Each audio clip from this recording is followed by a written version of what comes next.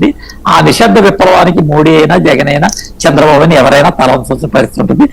దీన్ని మదించేటటువంటి యోచన ఆయా రాజకీయ పార్టీల యొక్క ఆలోచన విధానాన్ని ప్రతిబింబించే ప్రయత్నం ఉంటుంది.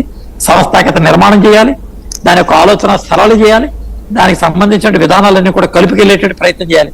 కాబట్టి ఈ విషయాలన్నీ కూడా గమనించి చేసుకున్నట్టయితే వాళ్ళు తిరిగి తన యొక్క అస్తిత్వాన్ని నిలబెట్టేటువంటి ప్రయత్నం ఉంటుంది.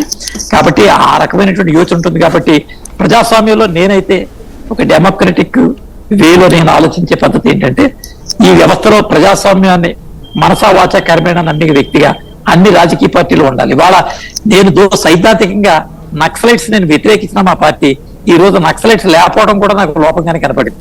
వాళ్లే కనుక ఉన్నట్టయితే ఈ రోజు చందనపు కుంభకోణాలు కానీ, అటు బాక్సైడ్ తవ్వకాలు కానీ, లేదా ఇటు ఇసుక లాంటి మాఫియాలు కానీ కొంత నియంత్రింపబడి ఉండే. అలాగే నిజాయితీ పరులు నేను చెప్పను, కొన్ని చోట్ల అవినీతి పరులు ఉన్నప్పటికీ ఏదో కాలుస్తారో పేలుస్తారో అన్న భయంతో ఈ అటవీ సంపద కొంత సహజ సంపద కాపాడబడి ఉంది. కాబట్టి ఇవన్నీ కూడా ఆలోచన చేసేటటువంటి ప్రయత్నంలో ఈ రాజకీయ పార్టీలు ఒక పార్టీని వైప్ ఆఫ్ చేయడం అనేటటువంటి పాయింట్ కరెక్ట్ ఆలోచన విధానం కాదు.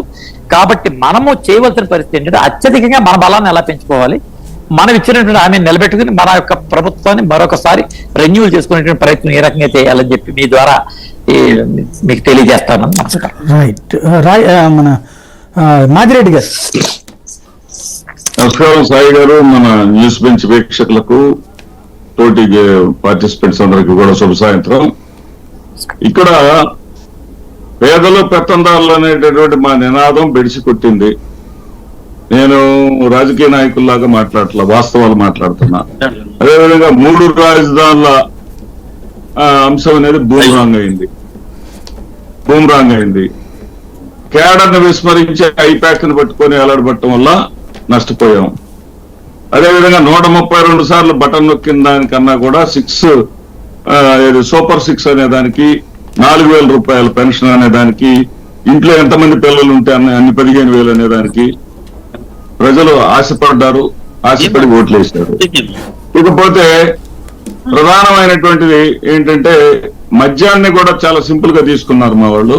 మద్యం అనేది ఏదైనా సరే వినియోగదారుడు ఒక వస్తువును కొన్నప్పుడు దానికి తగినటువంటి క్వాలిటీ, ఆ రేటుకు తగినటువంటి తనకు ఇష్టమైనటువంటి వస్తువు కావాలనుకుంటాడు. దాన్ని ప్రొవైడ్ చేయడంలో కూడా అట్రఫ్లాప్ అయ్యారు.